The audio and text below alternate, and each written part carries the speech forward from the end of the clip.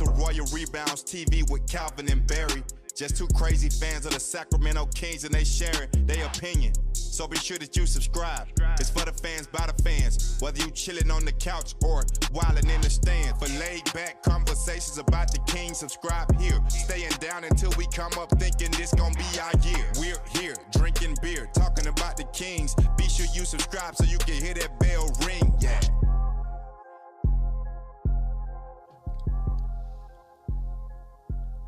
What's up, Kings fans? Welcome back to Royal Rebounds, the Sacramento Kings YouTube channel for fans by fans. If you are a Kings fan, make sure you hit that like button down below and please consider subscribing to the channel. We would greatly appreciate it. And if you are listening to this on your favorite podcast platform, we would appreciate a 5-star ranking and a subscription as well.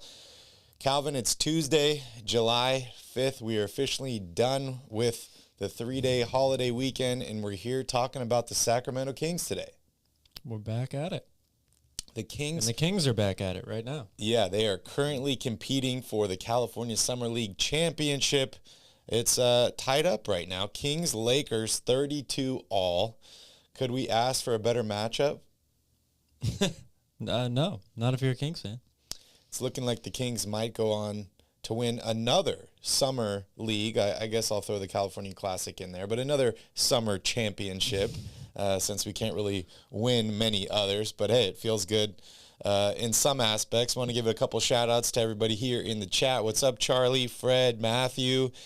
Thank you guys for joining us and welcome in.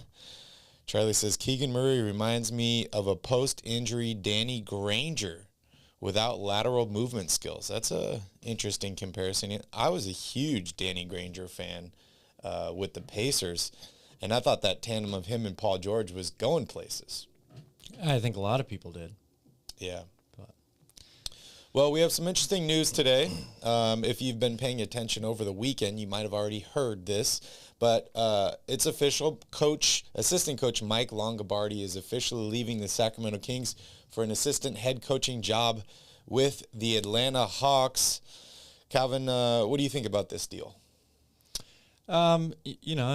It's very commonplace when there's a head coaching change that a lot of the assistant coaches change as well. That just happens. Mike Brown, as we've seen, wants to bring his guys in. He did keep a couple of guys, but you're almost never going to have the exact same coaching staff when there's a change at the top. So yep. We're sad to see him go. He was supposed to make Sacramento's defense great. Didn't do that. It's not all on him, but, I wish him luck in Atlanta. Thank you for your service, Mike. And you're being replaced by a better Mike in Mike Brown, who I think will come in and make this team a defensive juggernaut. He continues to bring people from Golden State to Sacramento, welcoming assistant coach Leandro Barbosa, a former six-man, a former NBA champion with the Warriors in 2015, and won a championship with the Warriors this year as a player development coach. Now he joins Mike Brown here in Sacramento as an assistant coach. I, for one, enjoyed watching Leandro Barbosa, especially on the Phoenix Suns back in the day. He was a lot of fun to watch, and I believe the nickname was the Brazilian Blur. I think that's right. Yeah, that team was fun to watch from top to bottom. He was definitely a part of that, and it's good to see him getting a new opportunity here. Yeah, I'm just happy to see guys empowered by ownership, empowered by the front office. I think Mike Brown is doing the right thing here and bringing in all of his guys, which is something that I absolutely love to see here. We saw Doug Christie returning. We saw Alvin Gentry returning to a front office role. We still don't know what's going to happen with guys like Rico Hines and stuff like that, but the coaching staff is finally starting to evolve here. Yeah, it's the middle of the summer. It's that time to start making all those decisions, and Mike Brown's ahead of the game. It's really hard to rate guys based on assistant coaching performance, right? Like from the outside. Maybe if you're the head coach or if you're highly involved with the team, you see the things on a day-to-day basis. It's like, I love what this guy does or she does. and what they bring to the franchise. But as a fan, it's really hard to just look out and be like, okay, Calvin, what impact did Rico Hines have on the Sacramento Kings last season, right? Like, what impact did Mike Longabardi have on the Sacramento Kings last season? It's really, really hard to quantify that. I'm just happy, like I said, that the coaching staff is finally starting to evolve and take shape. And Mike Brown's bringing in his own guys. And I think that's the most important is your coaching staff needs to be empowered. Your head coach needs to be empowered. I think that Vivek has done that to Monty, and I think Monty's now doing that to Mike. And good to see. Yeah, definitely. Step in the right direction. I mean, Mike Brown's not a rookie head coach either. He's been through this before. Yeah, so that should definitely give him some sort of leg up. Yeah, Jeff, the California Classic Summer League game is actually going on right now. It's tied 34-all, Kings and Lakers. 4 minutes, 26 seconds left in the second quarter. I am not able to watch the game, but I will be watching highlights. That's for sure. Definitely. In other news, the Kings sign 3 players this weekend. You want to let us know who those are? Yeah, I mean, 2 of them should come as absolutely no surprise. Keegan Murray was the 4th pick in the draft. If you don't sign him, there's something seriously wrong there. So they officially signed him to the squad. They also signed Neemias Queta, who I think a lot of Kings fans are very happy to see that he's going to get another run here in Sacramento. And then the newcomer, I guess you would say, or the guy maybe that wasn't a guaranteed slam dunk is Keon Ellis, the rookie from Alabama who has played really, really well so far in the California Classic. Yeah, both of those 2 contracts for Neemias and for Keon are both 2-way contracts. I want to read a quote here from SactownRoyalty.com about Keon Ellis. Ellis is a steal for the Kings to have on a 2-way contract. He is a player many people assumed would get drafted in the second round, but somehow found himself undrafted. Ellis is one of the best 2-way guards in the nation this past year and earned a spot on the SEC all-defensive team. He led Alabama in rebounding, steals, three-point percentage, and free throw percentage. Alabama coach Nate Oates identifies Ellis as he's your classic 3-and-D guy, a role that can benefit Sacramento greatly and immediately. At just under 6'5", 167 pounds, and with a 6'8" wingspan, Ellis lacks the size to guard bigger players, but he has the skills and length to guard 1 through 3 very well. Even though he's on a 2-way contract, we are likely to see him move up permanently at some point during the season. He was teammates with defensive talent Herb Jones, who was a standout rookie in the NBA this past season. Hopefully he can bring the same energy to Sacramento. Calvin, what are your thoughts on that quote? High praise. High praise. A lot of it makes sense. That's what that guy did in college. He was 100% a 2-way player. Alabama had a ton of those long wing defenders, and they were a very good defensive team in college. So it doesn't surprise me to hear any of those things. I think it's maybe a little bit of a stretch to already guarantee that we'll see him play a bunch of minutes in the NBA. Yes, the Kings are still pretty thin at wing, but they've got a ton of guards already.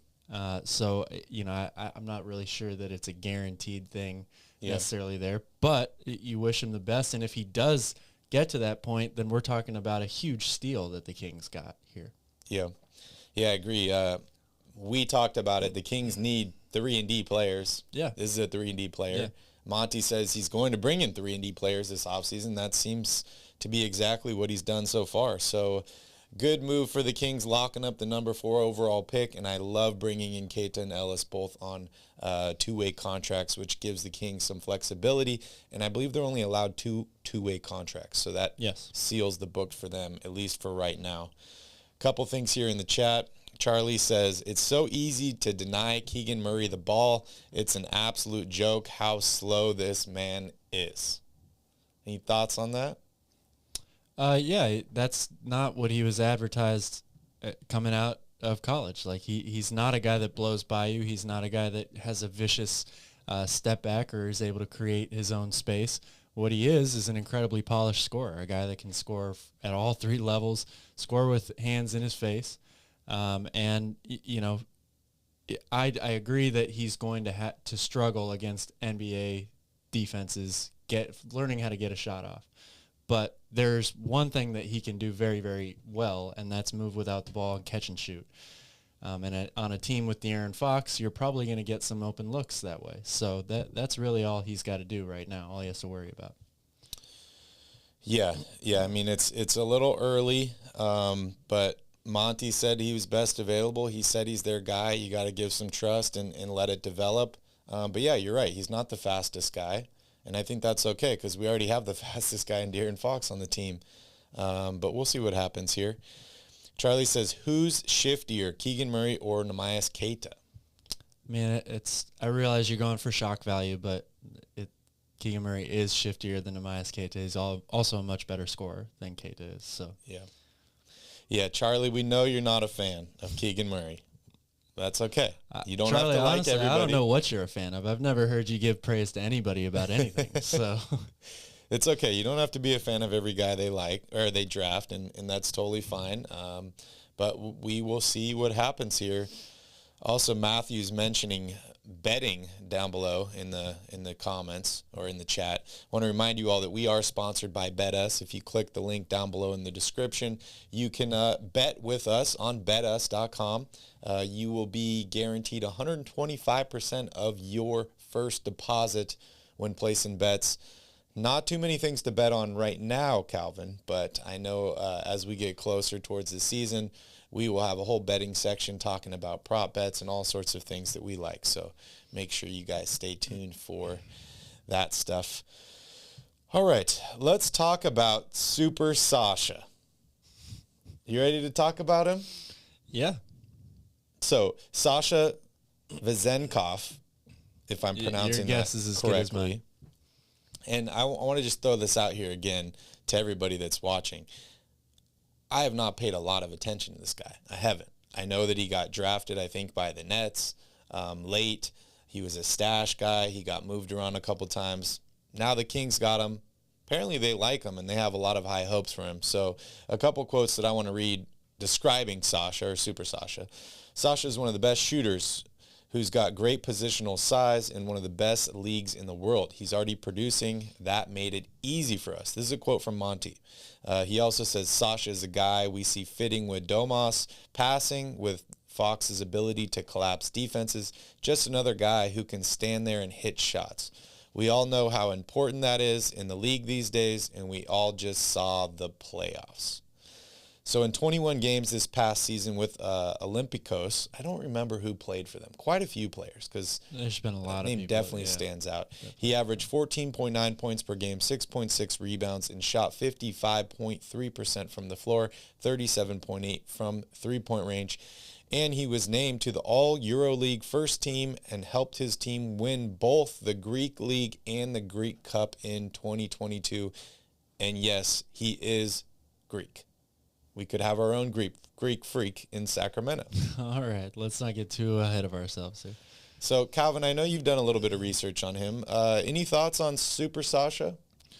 Yeah, I mean, all the things that I would say about him are things that you heard in those quotes. That's what this guy brings to the table. Like we just talked about, Monty definitely having a big agenda this offseason on adding shooting, stretching the floor. That's what this guy does. He is a good passer as well, and he's played very, very well, especially recently in Europe. So there's a lot of reason to believe that stuff will transfer over to the NBA.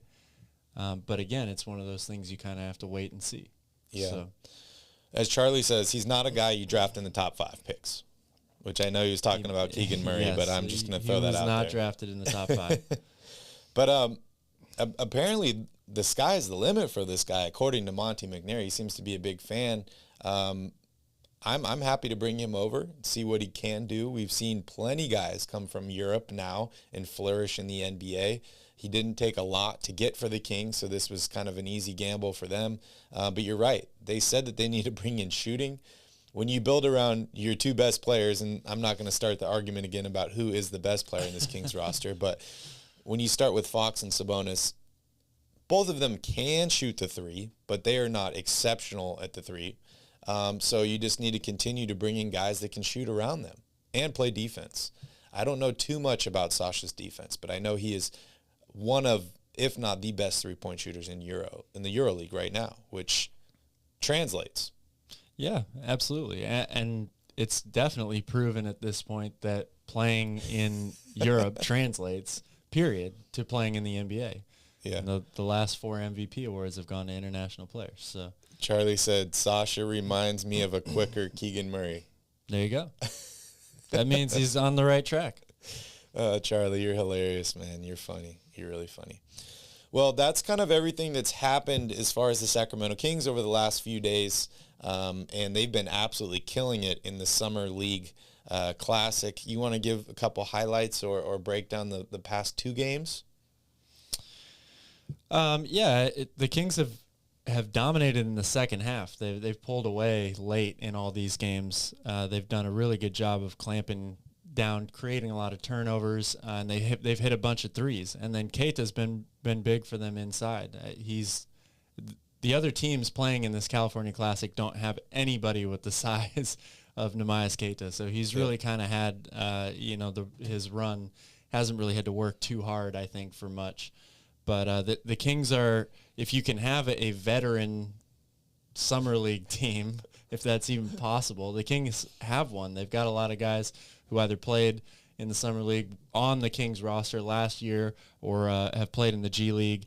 And they clearly look like a team that's maybe a little bit more complete than some of these other squads that we're seeing out there right now.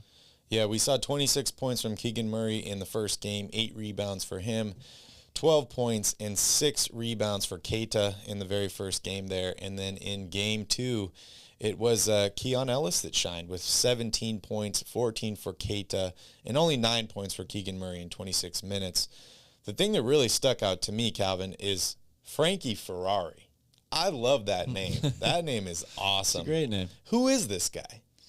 I don't know much about him, to be honest with you, but he's definitely held down the point guard role well for them. Seems to understand, the game and how to get other guys involved. He's definitely not looking to do too much. I think that's an important thing to note about guys playing in the Summer League, because this is basically a glorified tryout, right? Everyone kind of feels the pressure to stand out. And a lot of times for young players, that means they've got to score, right? They've got to look to get their numbers. And Frankie Ferrari is not a guy who seems concerned about that at all. He's more concerned about putting the team in the right position to get a good shot every possession and winning, which has been refreshing to watch, I think. Yeah, he played with the Santa Cruz Warriors last year. He's a 6'1" point guard from California and went to college in San Francisco. So very, very close to the Kings and the Warriors. So we'll see what they get from him. Just checking in on the game today, the Kings are currently down 3. There's about 57 seconds left till halftime. 43-40. Let's see who the leading scorer is for the Kings right now. And that appears to be Keegan Murray with 8 points. Frankie Ferrari's coming in number 2 with 7 points. Awesome name, man. Awesome name. It is right? a good name. Could you think of a better name if your last name's Ferrari? I mean, if you were to name your kid Frankie Ferrari, just kind of floats, right? It does roll off the tongue pretty nicely, yeah. Ivan says, the team is looking better. People on Reddit making fun of Frankie Ferrari, calling him Ford Focus. Oh, that's hilarious. Frankie played bad the first game. He's been playing better since. What's up, Skip and Tosh? There he is. You're here. What is up? Charlie says, sorry, y'all. This team has taken me to the brink.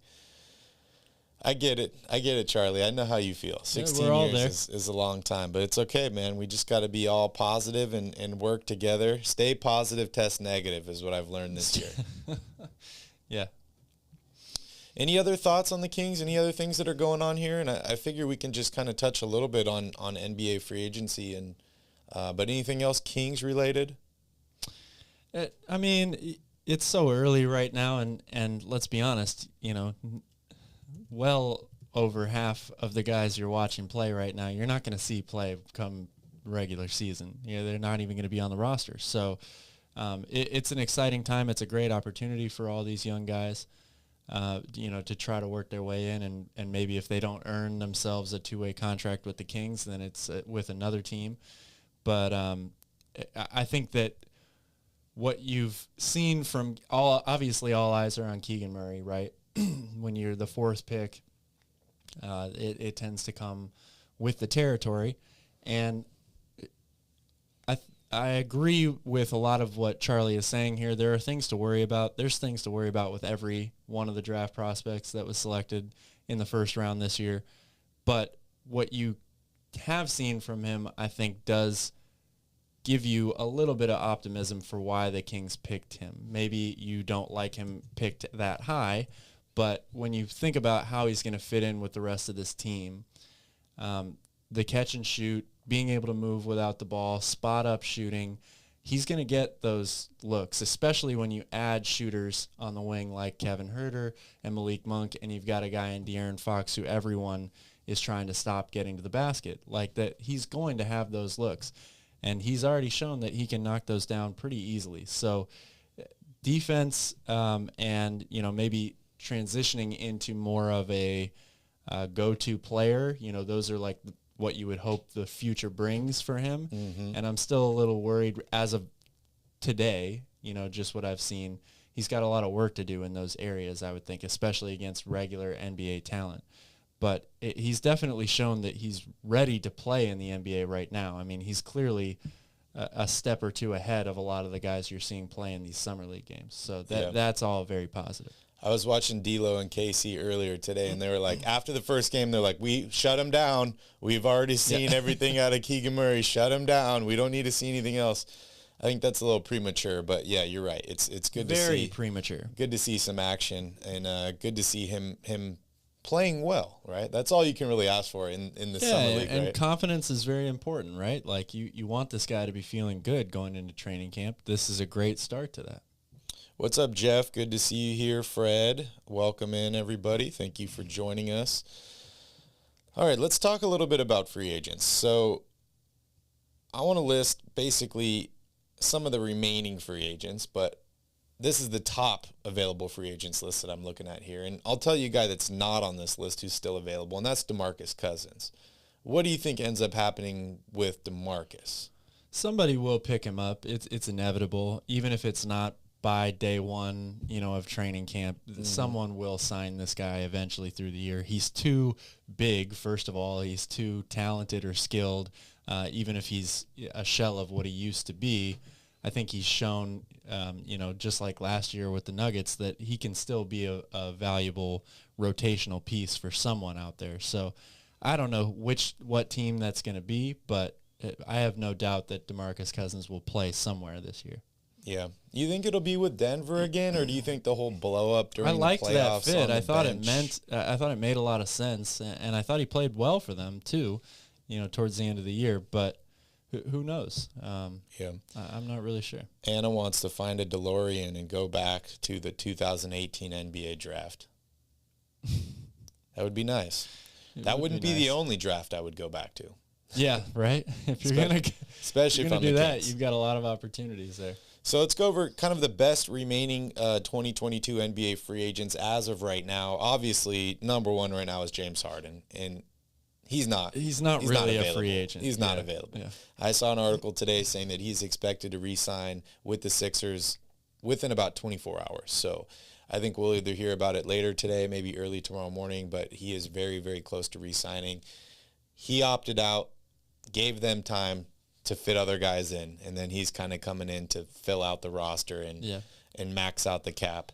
Number two, which really surprises me here, and that's DeAndre Ayton. He's still available, a restricted free agent. I don't know if this is kind of falling into that Kevin Durant territory of waiting on that or what, but I haven't really heard of any team offering DeAndre Ayton like a big contract or anything. Yeah, I haven't heard a whole lot of that either.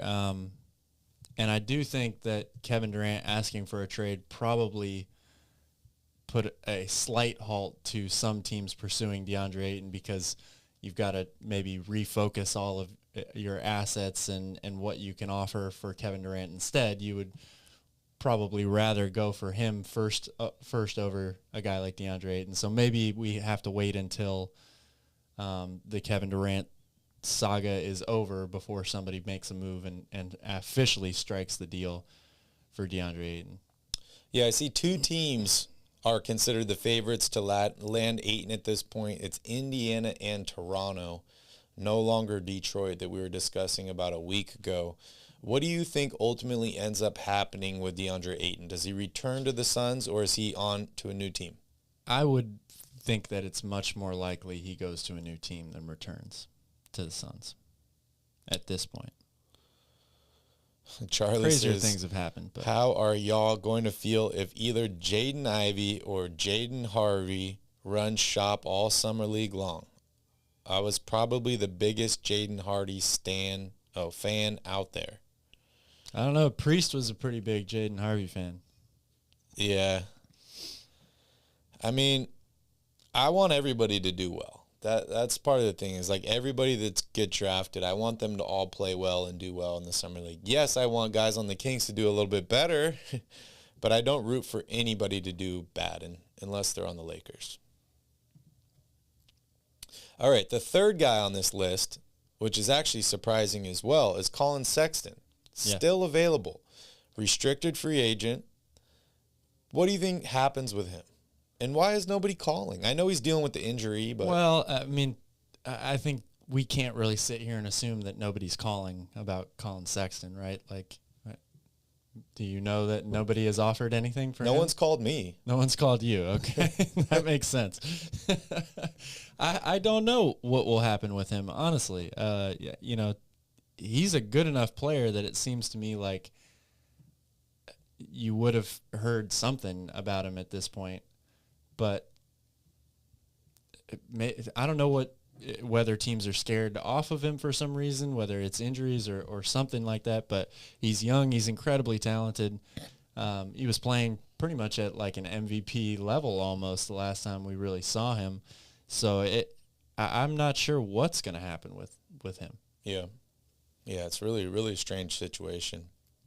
Going down the rest of this list, you got Caleb Martin still here, Montrezl Harrell, Carmelo Anthony, Isaiah Roby, Thomas Bryant, Dennis Schroeder, Hassan Whiteside, Austin Rivers. I think I saw Isaiah Roby just got claimed off waivers, I think. Blake Griffin. San Antonio Spurs.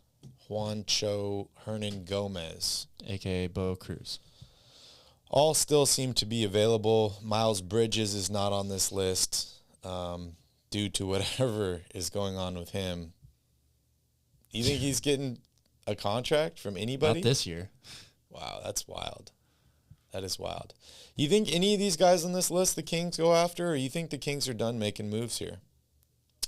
Yeah, I mean, the Kings do still have maybe one or two like roster spots you would think they'd need to fill out. Maybe another wing. I've seen a lot of people throw out another center. That doesn't make a whole lot of sense to me. They're already 3 deep there, plus they've got Queta. Yeah. So that one doesn't make sense, but probably another wing or two. I've seen Caleb Martin on a lot of people's, mock free agent lists. I don't think anybody had him as their like number one target, but at the rate where everybody has now been signed, he makes a little bit of sense. I think an athletic wing, can shoot the three a little, solid defender. Yeah.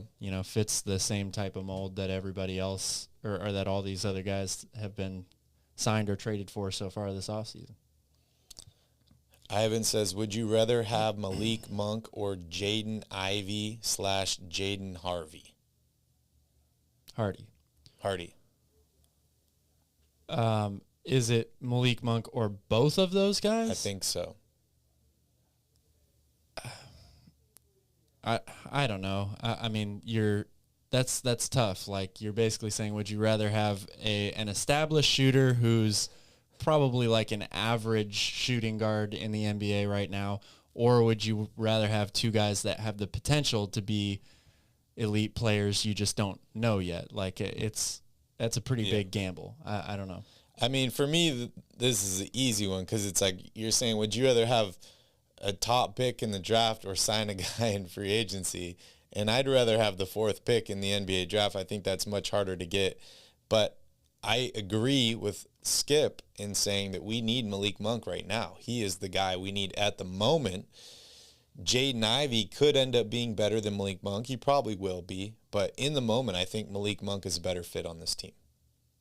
Yeah, I definitely like the fit on the team. And the chemistry with Fox. Yeah. But yeah, it's hard to compare those guys because it's signing a guy that's fallen out of a rotation in Charlotte, found a place with the Lakers, was a salary cap probably casualty of the offseason versus a potentially franchise building block in the number 4 overall pick. But we will see what happens. I'll tell you, I would rather have Malik Monk and Keegan Murray over Jaden Ivey. That's fair. I mean, 2 players that help your team is always going to be better than one, obviously. So, yeah. Well, not always, I guess, but. Any other things you're looking forward to or looking at right now as free agency kind of winds down? I think we're in day 6 right now. Are you talking about for the Kings specifically or just in general? Overall? Well, obviously everybody wants to know what's going to happen with KD and Kyrie, you did it. Where they end up. You did it. I mean, how could you not? Like, it changes the basketball landscape, whether you're fans of the individual players or the teams they go to. It has a huge ripple effect on the league, so it's pretty important, I would say. Well, I mean, you already opened up the can of worms, so let's talk about it. KD, what's going on with him? Kyrie, what's going on with him? Are they going to be traded together? Are they going to be traded separately? Do you see either of them having a chance to remain on the Nets next season? Oh, wow. There's certainly a slight chance that I'll say that Durant remains with the Nets because the Nets have the ultimate leverage there. They don't have to trade him. They have him under contract for 4 years. You see in the chat here? That they like Malik Monk? Charlie likes Malik Monk. Yeah, that's good. Charlie likes somebody. That's a good thing. Yeah. There you go. Take a picture. Put it on the wall. Yeah, screenshot it. Thanks, Charlie. But no, I think it's still the most likely scenario that both of them are going to end up playing for different teams. The Lakers still, to me, are the only team out there that really has a chance of landing both of them at the same time. I don't think it's a very good chance, but there is a chance. Yeah. If I had to make a prediction, I will say that eventually, I don't think it's going to happen today or tomorrow, but eventually the Lakers and Nets are going to work out a Westbrook for Kyrie trade. I agree. And as far as Kevin Durant goes, that is completely up in the air. I'm still hearing that the Toronto Raptors maybe possess the best, one team deal perhaps, which is kind of surprising to me because if the Warriors really did offer what it's rumored that they offered, that's a pretty damn good deal. Yeah. And the Nets allegedly rejected it. So I don't know what it's going to take to actually get him. My guess is it's going to have to be a multi-team deal. There's going to be tons of players and tons of picks flying around all over the place. Yeah, I mean, I agree with you on the Kyrie thing. I think he's ultimately going to end up with the Lakers. KD's a little bit harder, right? Because he's getting older. Was he like 34 at this point? He's locked up for 4 years, so the Nets are not in a hurry to move him. But then you also look at like what the price, like what his cost is, like what it would take for a team to get him. Rudy Gobert just costs a ton. Kevin Durant, like, I Not can't even in the same stratosphere. Yeah, like as I'm Rudy trying to Gobert. is Kevin Durant 3 times as valuable as Gobert 4 times, like 2 times, like he's not even close, right? So to come up with a package for a 34-year-old in Kevin Durant who's dealt with some significant injuries, I don't know if that makes sense for both teams, right? Like maybe it makes sense for the Nets to trade him if you can get a huge package, but if you can't get that much, does it make sense for the Nets to even trade him? I don't know. So I'm kind of in a similar boat with you. Is like he could potentially remain on the Nets. But then again, if they make that deal for Westbrook, does he want out? I don't know. So very, very tricky situation. I think the Suns are still in it. I think the Raptors are still in it. Other than that, I mean, unless you're a team like the Grizzlies that are willing to give up a lot, maybe like a Jared Jackson Jr. and some other players' picks, if you're the Warriors. But I don't see a ton of teams in the KD sweepstakes. Well, maybe not legitimate. Yes, teams. realistically. Trust me, there are a lot of teams that are in it. They've made a call. They've offered something, and that's to be expected, right? Like, it's Kevin Durant. You should be calling about him if you're a GM. I don't care what team you work for. If you had to place a bet, let's call it a parlay here, because you got Kyrie going to LA, to the Lakers. Yeah. Where is KD ending up? Oh, man. That's just so hard. Yeah. So hard. I think Toronto's going to do it. Toronto could very well pull it off, yeah. Yeah. But there's a lot of teams that I wouldn't count out. Like, I still wouldn't count the Warriors out, honestly. Yeah. If they really want him, they have what it takes to go and get him. I mean, if they want to win the next 2 to 3 championships, you get KD. Yeah. If you want to build an even bigger dynasty in terms of, like, maybe win 4 championships in the next 10 years, you could keep your core, and maybe that's possible. But trading all those young guys for KD is like an instant, like, title to me. Yeah. Or 2 or 3. Since we're on the topic of predictions here, Okay. I got one for you about the Kings. All right. Where are they going to rank this year in three-point shooting? Ooh, that's tough. Nobody healed on the roster. 3-point shooting. I think they're going to be probably in the top, I want to say around the top 10. Maybe 12. In terms of percentage? Percentage-wise. Okay. I want to say maybe around 10.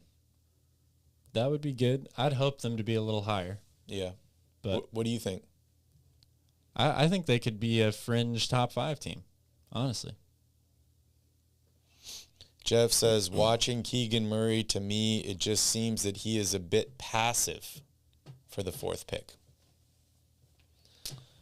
Well, I'll tell you that in game 1 he had 0 assists, so that shows how and 26 passive points. he was. But, dude, the guy's young. He's playing with a bunch of people he's probably never played with in his life, and he's just trying to do well. So it's really hard to judge the guy based on this California Summer League, Summer Classic, whatever the hell it's called. Yeah, and I mean he led all of college basketball in scoring last year. He's not I agree, he's not the type of player that, like, has to command the ball and has to get up, force up his own shots. A lot of his shots come through the constructs of the offense, and like we talked about earlier, catch and shoot, all of that sort of thing. So he's not maybe like a ball dominant type scorer, but I definitely wouldn't describe him as passive. The guy clearly has no problem pulling the trigger on a shot if he feels like he's either open or has a good shot. Yeah. All right. Well, anything else you want to talk about before we wrap it up today? Do we know what the score is here? Oh, the Kings are up 5. Up 5. 5 minutes left in the 3rd quarter right now. I'll have to rewatch that game, see all the highlights afterwards, because unfortunately I'm not able to watch it here live. Mm-hmm. But that's okay. We want to thank you all for joining us for another episode. Please let us know how you feel in the chat. Let us know how you feel down below in the comments. We'd love to hear from all the Kings fans here. Please don't forget to hit that like button, hit that subscribe button. We will be back later this week with another video. We will be back tomorrow on Basketball at the Bar. If you have not subscribed to that channel, please do. We are also giving away a $250 Fanatics gift card, so make sure you guys enter in to win that. Calvin, anything else you want to say before we wrap it up here? Thanks for watching. It's might be the dog days of summer right now, but every day is another day closer to Yes. another NBA season. It's right around the corner. Basketball does not stop, and neither do we. So thank you guys so much. Please enjoy the rest of your day. Go Kings. We are going to be hoisting a banner tomorrow. Thank you guys for watching, and see you guys later.